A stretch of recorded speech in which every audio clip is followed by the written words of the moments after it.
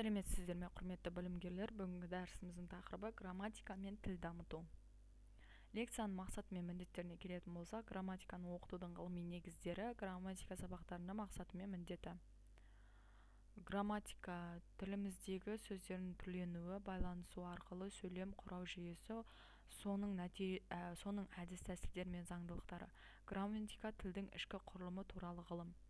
Грамматикалық тәсілдер: аффиксациялық тәсіл, ішкі флексия тәсілі, қосарлану тәсілі, көмекші сөздер тәсілі, сөздердің орнын тәртібі тәсілі, екпін тәсілі, интонация тәсілі.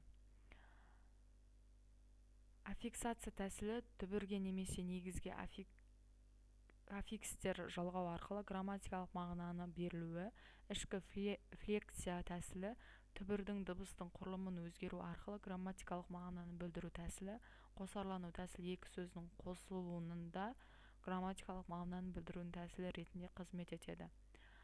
Көмекші сөздер тәсілі тілде негізгі атаушы сөздердің бірге көмекші сөздерде болатындығын белгілі. Атаушы сөздерде дербестілік болса, көмекші сөздерде дербестік жоқ. Сондықтан да олар аффикстерге ұқсас қызмет атқарады. Сөздердің орын тәртібі бұл да грамматикалық мағына туғызатын тәсілдердің бірі. Екпін тәсілі сөз екпіні тиянақсыз, яғни жылжымалы болса, ол да грамматикалық тәсіл ретінде қызмет атқарады.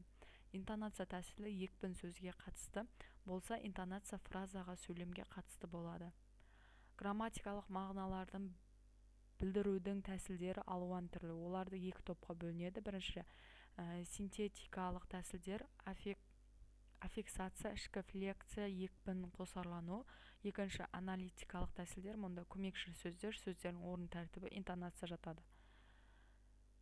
Синтетикалық тәсіл сөз ішінде болады, ол аналитикалық тәсіл сөздің сыртында болады. Синтетикалық тәсілдің жиі қолданылатын тілдері синтетикалық тілдер деп аталынады. Аналитикалық тәсілде жиі қолданылатын тілдерді аналитикалық тілдер деп атайды. Синтетикалық тілдерде қатарында үндеуропа, славян, түркі, моңғол тілдері жатады. Ал аналитикалық тілдерде ағылшын, балғар, дат, грек, француз тілдері енеді.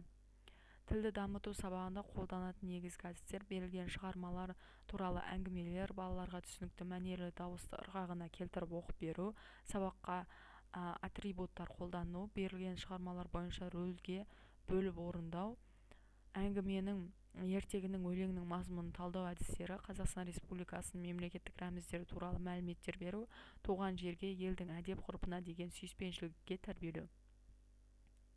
Ертегілер елінде топтамасында тақырыбында өмірде байланыстырып үйретеміз, баланың қиялына ерік береміз, ертегі туралы өз ойын қиялдай отырып жеткізеді. Жаңылтпаштан кез келген тақырыпқа тіл ұстарту, сөздерді дыбыстау нақышын дұрыс, тез, шебер айта білуге жаттықтырады. Айта алмайтын дыбыстарын тез айтуға жаттығады. Бүгінгі таңда тіл туралы аз айтылып жатқан жоқ. Ана тілі қастерлеген адам өз халқының тарихын, жұмысын, жағдайын, тыныс тіршілігін жақсы біледі. Тіпті өмірде болып жатқан жаңалықта басқа өзгерістер біздің сана сезімімізге өз деңгейіне келіп жеткен жалғасын табады. Бала бойында отанына деген сүйіспеншілік қасиет сәби шағынан бастап сіңеді. Тіліміздің құндылығы бала жүрегінде сақталады. Назарларыңызға рахмет.